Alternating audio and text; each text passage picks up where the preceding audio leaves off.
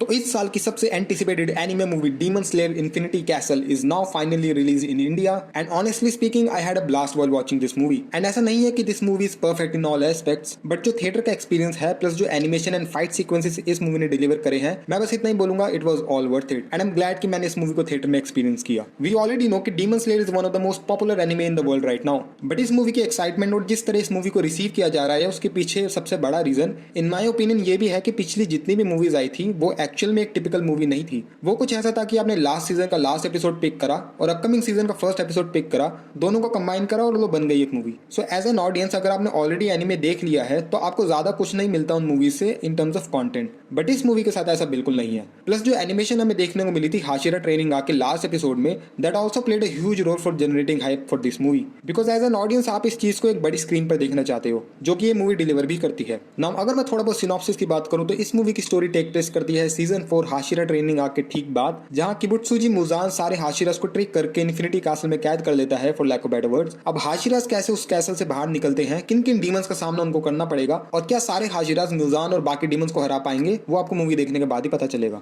अगर मैं बात करूं इस मूवी के एक्शन सीक्वेंसेस और एनिमेशन की तो दे आर एब्सोल्युटली अमेजिंग। एक बार जब एक्शन स्टार्ट होना शुरू होता है और जैसे जैसे वो उस सीक्वेंस के फिनाले की तरफ बिल्ड कर रहे होते हैं, आप मूवी में पूरी तरह एंगेज हो जाते हो और एनिमेशन उन सीक्वेंसेस को बहुत बेहतरीन तरीके से कॉम्प्लीमेंट भी करती है। बट एक और चीज जो मुझे बहुत ही इंप्रेसिव लगी वो था मूवी का बीजीएम। मूवी में बहुत ही स्मार्टली बीजीएम को हैंडल किया गया है। एक मोमेंट पर बिल्कुल ही साइलेंस होगा और जैसे ही फाइट स्टार्ट होने वाली होती है तो म्यूजिक एकदम से ट्रिगर होता है और उस पूरे सीक्वेंस की इंटेंसिटी एकदम से पीक कर जाती है। आपको इस मूवी में multiple upper rank demon specifically second, third and sixth action में देखने को मिलते हैं। आपको हाशिरास की साइड से मल्टीपल फॉर्म्स देखने को मिलती है। Although my favourite is the seventh form और मैं स्पॉइल नहीं करूंगा कि वो किसकी फॉर्म है, but if you saw the movie और अगर आपने मांगा पढ़ी है then you know what I am talking about. And one more thing, if you don't know this already, this is just the first part. There will be a second and third part which will conclude this entire Demon Slayer saga. As of now, part 2 will be released in 2027 and part 3 will release in 2029. But my final note about this movie will be it was an experience जो कि so far मुझे 2025 की और किसी movie ने नहीं दिया है. So if you are an anime fan who watched Demon Slayer or if you are someone जिसने Demon Slayer की सिर्फ मांगा पढ़ी है, then you can definitely go watch and experience this epic because it is worth it.